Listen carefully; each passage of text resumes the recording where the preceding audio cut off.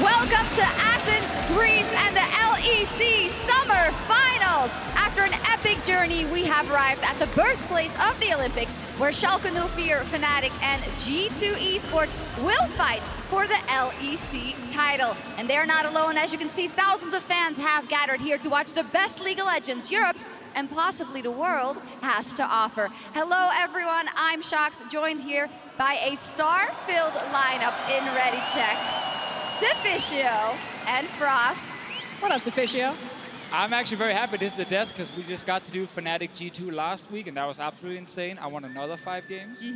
Are you excited to be in this venue? You know, it's always the thing we look out for the most, the teams do, but we as well, to celebrate the end of the split with all the fans in the arena. I think it's always a lot of fun. I think also the fact we can do some activations, you know, some booths. Or fan meet walls, we can also call it, where you get to meet all the fans before. Make some noise if you took a picture with Deficio. They all did. They all did? Everyone took a picture I can see all the faces, I definitely know You all them. recognize them? Yeah. All right, fantastic. Well, how did we get here? Last week, as you mentioned already, Schalke, they earned themselves a spot here in Athens. It was a very dramatic series versus Rogue in round 2 of the playoffs, and even though the fan favorites were Rogue, I think it's fair to say it was Schalke that came out on top. And I think it's about reminding fans about the consistency and kind of the fundamental bread and butter League of Legends that Schalke played that got them to this point. They took down Vitality, they took down Rogue. Yeah, they weren't the cleanest of series. Some people thought that Schalke looked a little bit shaky, but special shoutouts to Odawamne. When you talk about Schalke, he's usually the last name that will come out of your mouth. Picked up his first career pentakill. He's been playing for, what, 4 years now? So it's been quite a while, so huge props to Schalke to even make it to this point. On top of that, there's only been 2 pentakills by top laners in Europe in the LEC. The other one was Expect, so that's another thing that Odo can be proud of. Okay, yeah, of course. I mean, the fact he actually got to play big team fighting top laners and he got to join the team fights and not just get camped in his lane, I think that was a good change. Yeah, fantastic for him. Schalke moving on in the other dramatic series we saw last week, Fnatic versus G2. We were looking forward to it, and man, did it deliver. The Kings match between numbers 1 and 2 of the regular season. It was finger-licking good. It was amazing to watch. I'm not gonna lie, when Fnatic was up 2-0, we got a bit scared because all the hype coming into the series was around G2 and, you know, could they 3-0 this one? Will they already win the World Championship?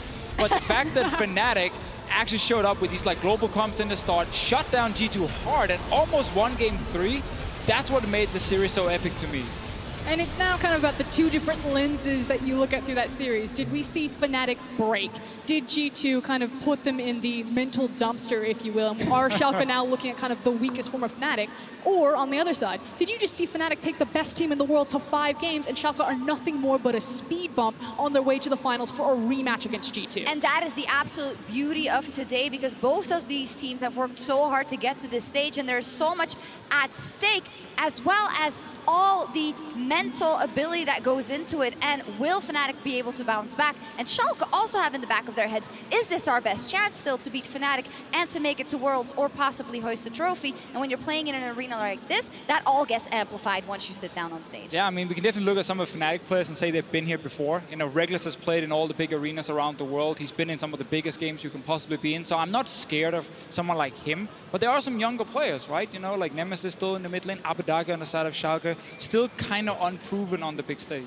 We'll dive a little bit deeper into the specific matchups later. I do also want to touch on some of the awards that we have given out, as we always do at the end of the split.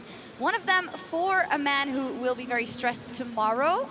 That is Grabs, the coach of the split for G2 esports, a man who's been through a lot with the team. So I think it's nice that he's won this award this time around. Yeah, he's been through all of it with him. He was with G2 when they weren't on top of the world. He's had to live through the Garen top days. He's had to live through a lot of crazy different picks, the Pyke top at the MSI international stage. So, you know, credit to Grabs. He's now standing on top of the world, but it wasn't always easy. And he's been around for the entire journey. We can't forget he was also there last year when it wasn't all hunky-dory for G2 esports. You know, they had that fantastic run at Worlds, but, you know, they were dealing with a lot in 2018, and he was still behind them. I mean, they almost didn't even make Worlds, you know? They had to bounce back in the gauntlet or ended up looking very good and then go all the way to a top 4 finish. Reminds me of another team. Hey, could happen, hopefully. You know, I think also credit to Grabs here. Like, he's the most blamed coach I've ever seen. Like, even when the team is winning every game, they find a way to blame him, and that's very impressive. They never stop flaming him. That's true. So Grabs, you definitely deserve it. Congratulations. Another award that was dealt out was the Rookie of the Split. This time around, inspired the jungler for Team Rogue. Well, that whole Rogue team, or a lot of those players, as well as other rookies in the league, have impressed us, but he snagged away the award. Yeah, just to take the words out of Finn's mouth, the future of the LEC is in a team like Rogue, and it does start with Inspired. And I don't know what it is about Polish junglers. We had Self-Made in spring, you have Inspired now in summer that are taking these rookies of the splits, and you have Big Daddy Yanko's kind of standing on top of it all. Poland, you make amazing junglers, and Inspired, it's kind of just the next leg of that chapter. It's true, and I think also it's very important to highlight this was not an easy award to win. You know, we've had times in the past where it's been like 2 or 3 rookies and there was barely anyone you could vote for. Here there was a ton of new players coming in to the summer split, a lot of competition with a lot of teams, giving a lot of rookies the chances here to perform. And I think Inspired really doing this split became so important to actually get Rogue past the early game so they could start playing the game. And also very positive is that indeed we had so many successful rookies once again, which only bodes well for the future of Europe. We won't be seeing Rogue at Worlds, but there are other teams fighting for that World spot as well as the LEC title this weekend. But when it comes to the bracket for the regional qualifier, we've already filled in a couple of teams, as you see there. The first best of 5 OG versus Splice is set in stone, and then Schalke 04 can start in that second round. Deficio, talk us through your expectations for the GOG. Yeah, Deficio, what's happening there? I mean, we're getting ready. You know, we had another week to practice. The other team had to play quarterfinal. That was obviously useless. So I think the long con. The fact we got an extra week there can really help us. But I think looking at the bracket, if it is Schalke in that second spot, I said this last week. I look at the 3 teams actually being very, very even. Obviously, if you look at regular season in summer, Splice would be the better team. But we saw very quickly in the playoffs that that's not necessarily the case. So I'm actually really looking forward to playing both teams. I think it's going to be a very close series, both of them. And I'm not just saying that as a PR thing. I actually think these 3 teams are very close to each other. Close to each other. One of these teams didn't make playoffs. The other 2 did. One team needed another week to prepare, and they got it. But we'll see and now you'll see next week why. I hope so. We'll see how everything plays out. Of course, the winner of the summer split here tomorrow will be the first seed. G2 Esports is already locked in Worlds, but they could, if they lose the final, still fall down to that second seed or third seed, because that is decided in the last round of the regional qualifiers. And for Fnatic fans, if Fnatic wins today, they are in Worlds, and if G2 win tomorrow, even if Fnatic isn't in that final, Fnatic still goes to Worlds. And Schalke, as we saw, already secured themselves at least a place in that second round of the gauntlet, so they need to win 1 best of 5 to get there. It's a lot of information. The regional qualifiers next week, of course, we will talk you through everything you need to know. But yeah, it's getting to crunch time. Always when you get in this arena, you know, in summer, it's almost over for 7 of the teams that you followed for an entire year. It's true, and you kind of forget about the regional qualifier. Just today, when we were doing the fan meet, a lot of people came up and said, hey, it's okay for this season, next year will be better. And we're like, well, hang on, we still have a chance. There's the tournament next week. You know, people kind of forget about this, but it is such an important one, and it can still change your entire season. That is true. We'll be looking forward to the teams fighting on the Rift and wondering what they will be picking across the next 2 days. But one champion that could be important this weekend is the Magical Cat and her special friend from the Masia. Hello, ladies and gentlemen, and welcome to the Medi Show, where we prepare our Medi intros. How you feeling, Medi? I feel pretty Medi today, Medi. How are you feeling, Medi? I'm feeling pretty Medi. Isn't that great? Now, today, we're going to be thinking about Medi intros. So, Medi, what have you got for us? I've got nothing. He's got nothing. Good thing I came prepared. Today, we're going to be doing some Garen Yuumi cosplay. I've got these prepared, just like so. So, why don't you put that on? Put it on? You heard me, Medi.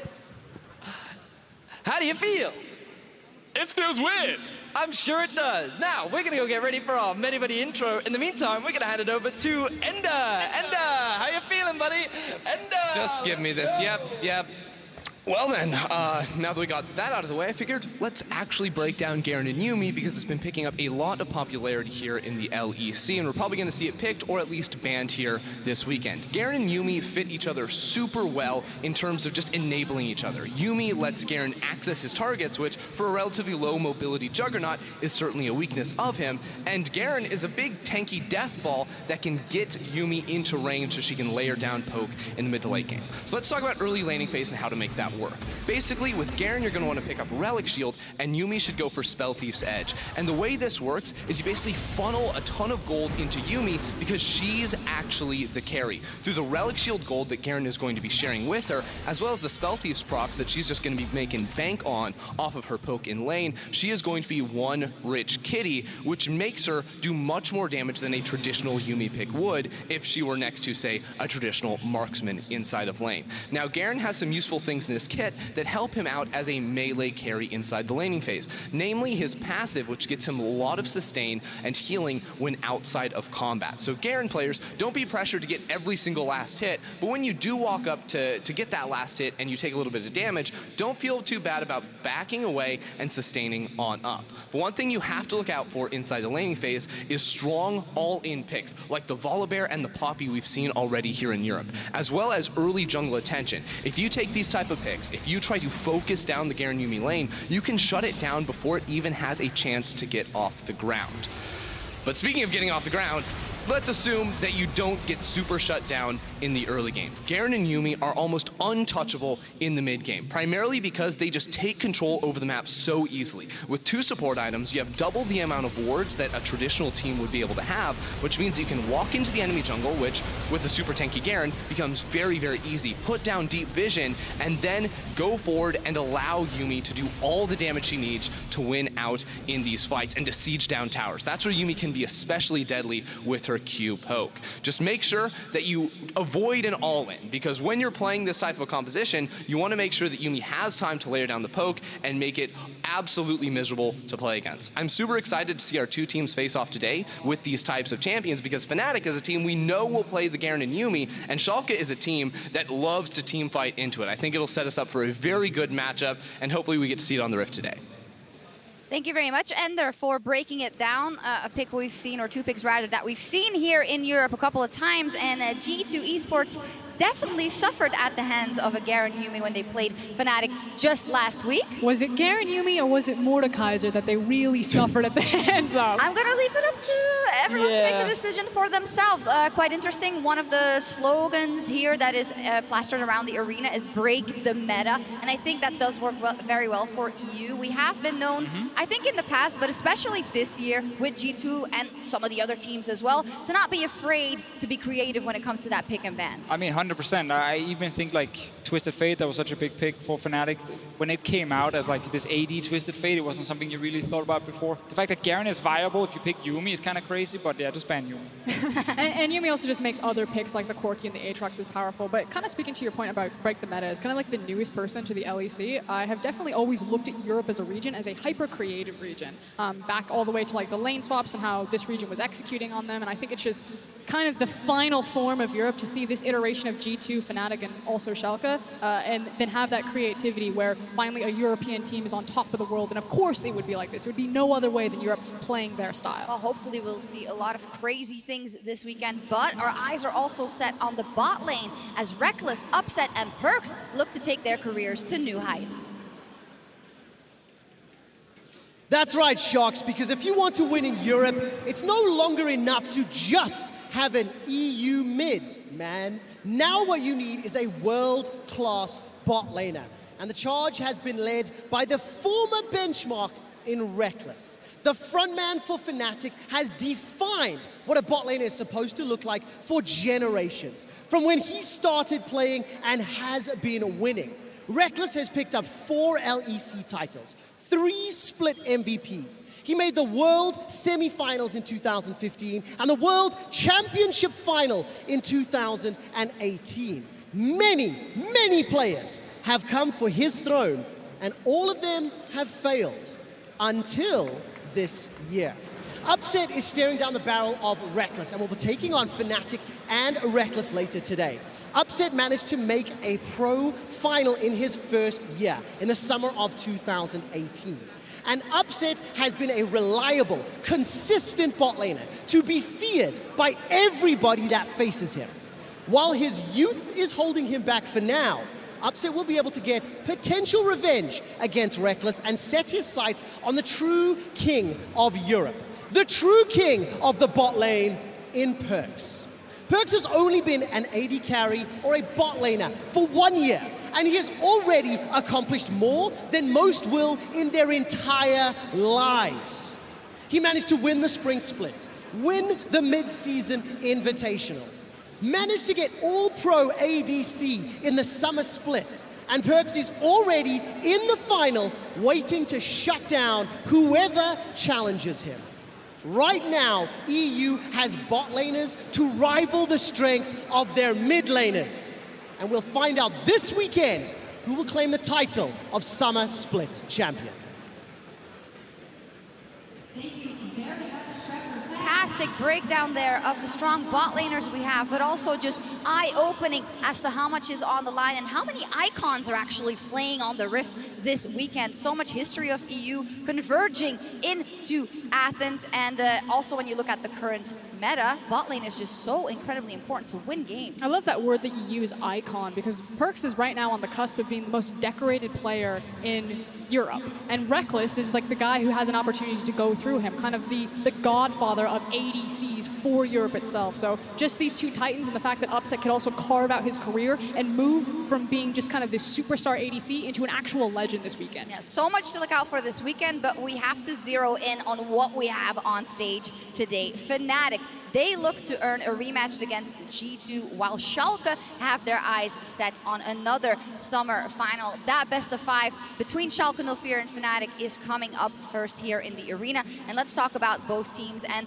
the road so far. And for Fnatic, I would like to start with last year, where with Caps, they got 2 titles in Europe and they got to the World Championship final, but then had to rebuild coming into this year. Yeah, obviously for them, losing Caps in the mid lane, initially when you looked at it, was a massive hit to the team, and no one really knew what to expect from Fnatic with Nemesis in mid coming in. Also Source, of course, stepping away after being on that team for quite a while.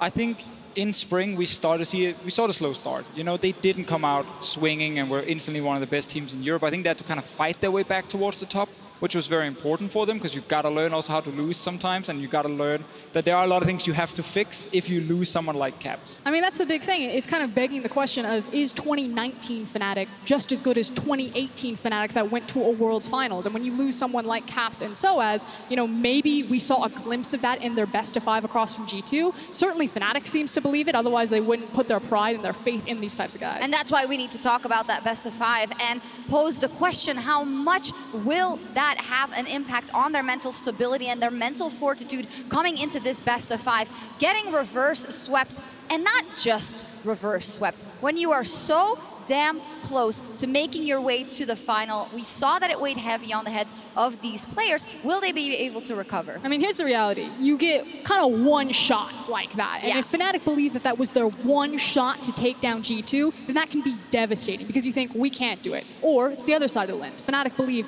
hey, we're the only team that can contest with G2 from level 1, from minute 1, and they're ready to ramp up, speed run over Schalke and get their next shot at G2. Yeah, I like to believe that Fnatic will look at that series, and obviously the day after it's awful, everything is terrible, and you just barely want to go into the next game. But I hope they look at it after and saying the things we did in the first 2 games were super successful for us. Even actually game 3, I would say, had a lot of very big positives. So there are so many things they could actually take away that they were using against the current MSI champions to great success. That should work against most other teams in the world as well. So I hope that's the way they're looking at it, and they go in actually more motivated to this game, because it went all the way to 5 and it wasn't, you know, like a one-sided G2 game. And they know that perhaps they can do it again. They only need to win 1 game more if they meet G2. But in their way is Schalke 04. And I feel like in a world or in Europe where G2 is playing crazy picks and speed running the league, and Fnatic is, well, Fnatic, Schalke flies under the radar, but they have been playing so incredibly well and have really improved step by step this year. I think at this point it's safe to say they're the most underrated team in summer. Spring split obviously was not great for them. They had to kind of rebuild the lineup around Upset after losing so many members from last year. I think when you look at Schalke in summer, you started seeing a team who were really good at playing one specific style, very focused around especially Trick. And that's also why him stepping into this team instead of Memento was a huge change, because he's actually one of the absolute best junglers at starting fights. He's very consistent in the way he plays, and he's kind of given Schalke a direction, which is something they were lacking in spring. Feels like the bread and butter of Schalke is fundamental League of Legends with emphasis on team fights. They find victory through winning team fights on top of objectives, and that makes sense when you have Trick, who is excellent at starting fights, and you got Upset in your back pocket, who is just a superstar ADC that is so good at fighting front to back. They want to win the game in the correct way, and they're looking to get back to that final. The last final and the only other one they were in was versus Fnatic last year in summer, so they have a bit of revenge going there. But for more on tonight's semifinal, let's hear from their coaches. Thank you, Sharks, and thank you, Dylan, for joining me. You reached this point, you almost made it. So did you reach your final form to make it to the finals, you think? I think we've been steadily improving all through summer split, and honestly, we've been playing really good in playoffs. Our practices are going well, stage games going well, so I think we're almost there. I feel like last week's series was very enlightening in terms of what Fnatic is capable of, but what did you learn watching it? I think we learned that when Fnatic is comfortable in their comfort scenarios, they play quite well, and can be one of the best teams probably in the world, but I also think that they're a little bit limited, I would say. Going through social media this week, I feel like everybody was wondering something. Did G2 break Fnatic, Dylan? I think on a big stage like this, especially at the start, they'll come strong and they won't be broken. I think they'll play quite well. But maybe if things start going bad, I'm not too sure what will happen. You know what? QuickShot is standing with Youngbuck right now, so let's hear what he has to say. Thank you very much, Law, and thank you very much, Youngbuck, for joining me. It's quite loud here in the stadium in Athens, and Law was just asking Dylan Falco about what he thought Fnatic's mentality was. And there's some people on social media thinking that your mentality's been broken. Is that true? How are the boys feeling? I think our mentality is stronger than ever, because going into the G2 series, we had very poor practice. We thought it was going to be a 0-3 or a 1-3, and we showed that we can hang with them even when we have a bad week of practice. Ooh, that's very exciting. That's a confident Youngbuck. Let's look forward to the series. You guys have been in this position before against Origin in spring. You were not able to win the semi-final to advance to the final. How will it be different today? So last time we had to prepare for two teams because we had not faced them before, but we faced G2 before, so we didn't have to put much emphasis on them. So we went 100% on Schalke, and we'll show that today. 100% on Schalke, we'll show it today. Good luck. I'm looking forward to the games. Back to Sharks at the desk.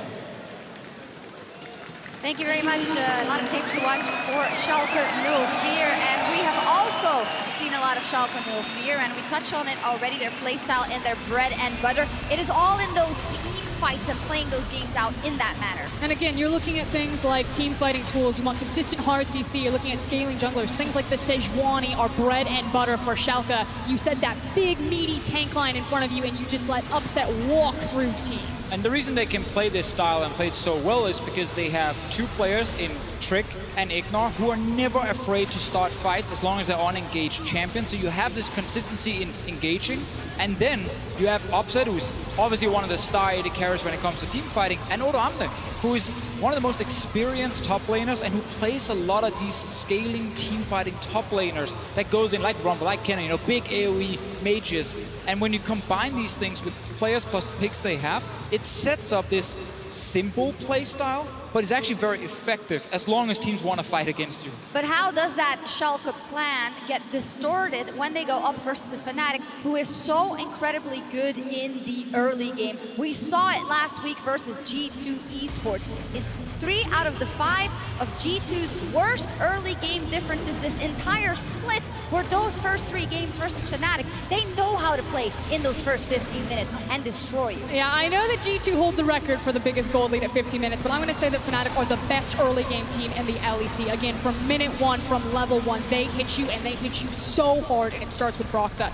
If I'm looking at how this is going to match up, can Schalke actually survive to get to the team fights, or will Fnatic just sucker punch them in the first 10 minutes and Schalke are lights out? Right, because if Fnatic do win the early game, they get to decide how to play the game. They can actually start playing on all 3 lanes, and then as long as you play safe in mid when Schalke are trying to group onto you, then you can suddenly start split pushing.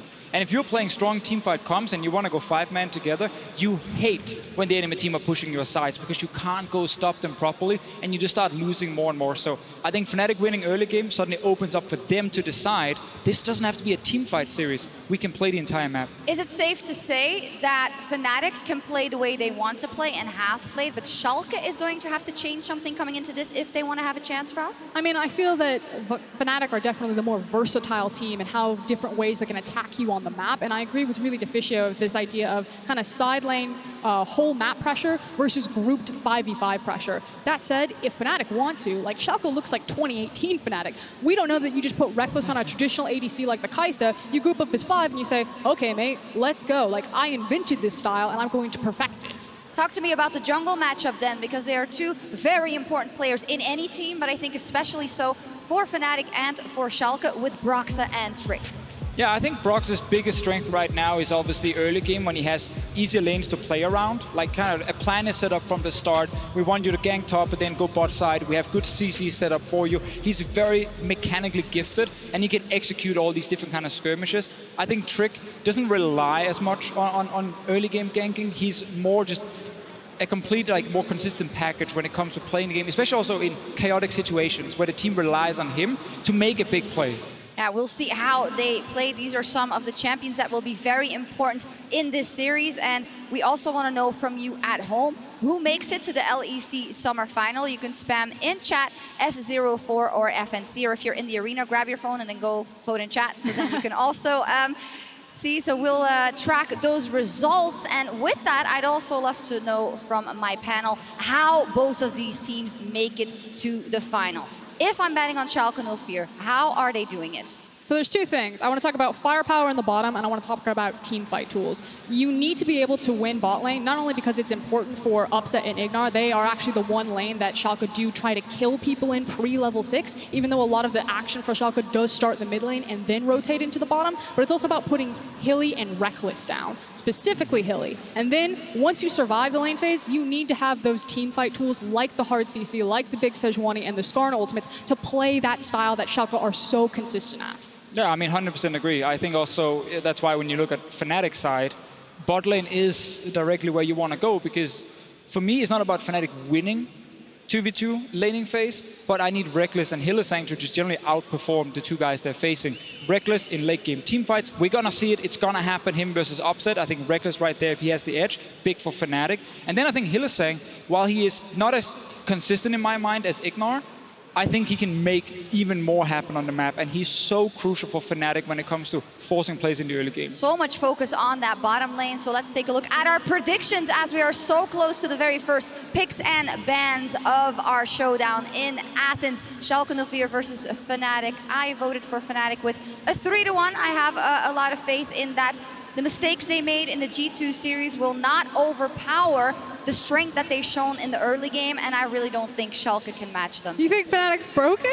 No, hey, that's 5 games. 3-2, okay. I think the way Schalke plays, they will get their team fights. Like, I think it's a lot easier for them to force team fights than it is for Fnatic to play the entire map. So I see Schalke picking up wins here. I think they're good enough to do it. Whoa, whoa, whoa, whoa, whoa. What's going on here? Hold up. Sir? Sir? Let me just ask you a couple of questions. Okay. Will Ignar find the form we saw at the World Championship a couple of years ago? Will Odoamne soak up enough pressure and then team fight later? Will Upset topple Reckless? I say nay. Fnatic will take it home 3-0. All right, thank you, Yamato, for that final prediction. The crowd loves it as well, and we're ready. We're not going to keep you waiting any longer. Our first series is just minutes away as we embark on the epic conclusion of the LEC Summer Playoffs.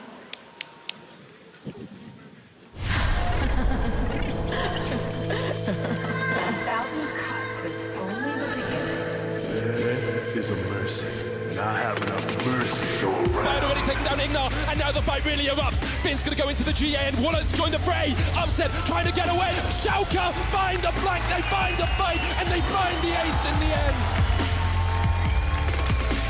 That's going to be another kill for Caps. Turning attention to Reckless. All of a sudden, Hilly goes back in. Reckless is turning back around, though. That's so much damage. But look at the feathers. Reckless dances around everything. think it will be a great chance for revenge to play versus Fnatic, because last time I played on a big stage was then I lost 3-1 in the final, so kicking them out and not even giving them the chance to go to the final would be a great feeling. Honestly, every time we played against Schalke, you felt like there was something missing from them. And we'll see if they can bring that to Athens or not, because that's what I'm interested in seeing, because I think they can be a really good team, but whether or not they can bring that to the table or not is going to decide whether or not they have a chance. Odo is chasing. The Super Soaker will provide some slow. That's a good knock-up from Whippo. Continuing to get away. Another good knock-up from Whippo. Reckless is looking for upset. He's gonna find it with the help of Nemesis. It's a double kill. Going up against Fnatic and Whippo, I don't think it's really that big of a worry for me. Even though his team got the better of us the last couple of times we faced, the way we're playing right now, I think this time it won't happen. I think I've been through worse. Well, down to half HP on the back line, but he's still alive. Abadage goes in, and Abadage goes down. But here comes Odo. He slices through them all, and Ignar's going to chase down Larson as well. Like Warlock is already done. Larson tries to flash away, but it's a quadra kill for Odo. I think in the series against G2, we already showed that in terms of individual skill, we are all amongst the best in the world.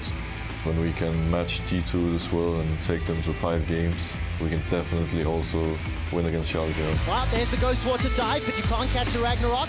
Just not enough damage. They got trick until the Unburrow. I really want to win and really be in the moment and enjoy, because that's what you play for, right? When we enter the stage in Athens, we're going to have a 6-man on our team, and that's going to be the fans.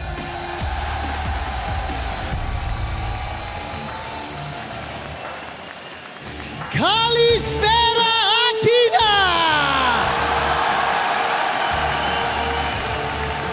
Athens, I have to ask, does Fnatic have a sick man like Broxa just said? That's a pretty definitive answer, because Fnatic are gonna need all the help they can get to make it to finals. They fell short last weekend, losing to G2 esports. And today, they face off against a hungry Schalke. A Schalke that has already taken down Vitality and Rogue to make it to this stage, one step from finals. Let's meet our teams.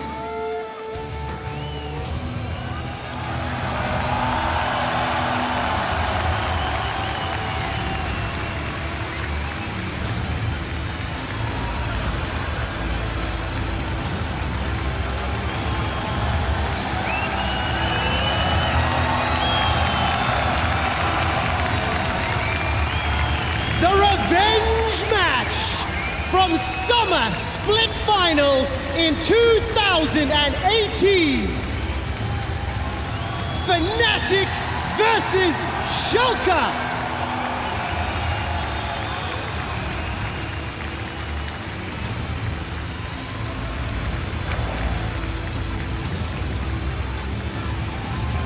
In the top lane, Odoamne! Roaming the jungle, Trick!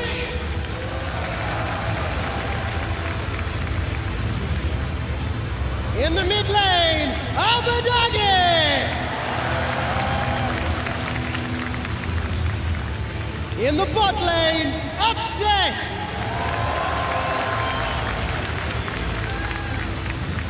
In support, Ignar!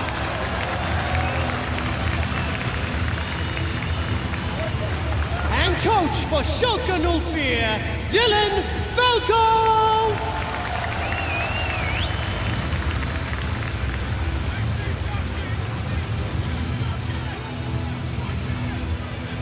In the top lane for Fnatic, Whippo!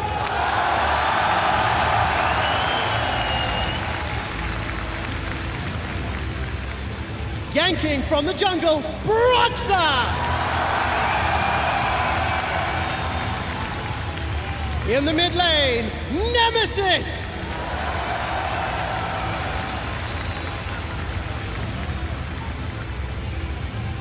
It's Reckless!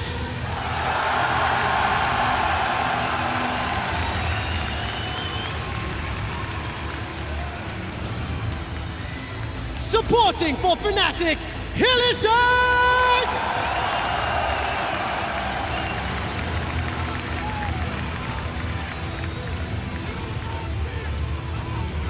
Coach Youngbuck.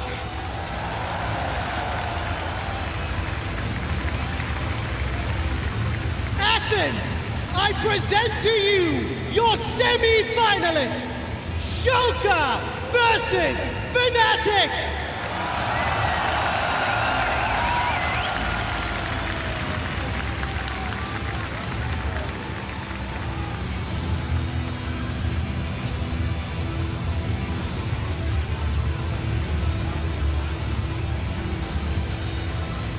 Thank you, QuickShot. Hello, everyone in Athens. I'm Dracos, joined by VODS and Ender, and it is our distinct pleasure to cast this series for you, Fnatic versus Schalke No Fear. And how can we not be excited? It's the rematch of the summer finals from last year. Fnatic took it 3-1 when they first met up, but things have changed, new players have come in, and both these teams are hungry for another shot at G2. And it's been a long time since Schalke has been able to pull off a win against Fnatic. They desperately want that revenge. They desperately want the chance to go to Worlds with a win here today and then try to run it all the way, but it's tough competition against Fnatic. Week 2 of spring was the last time that this team found a win. The start of the Fnatic's 0-4 start to spring season.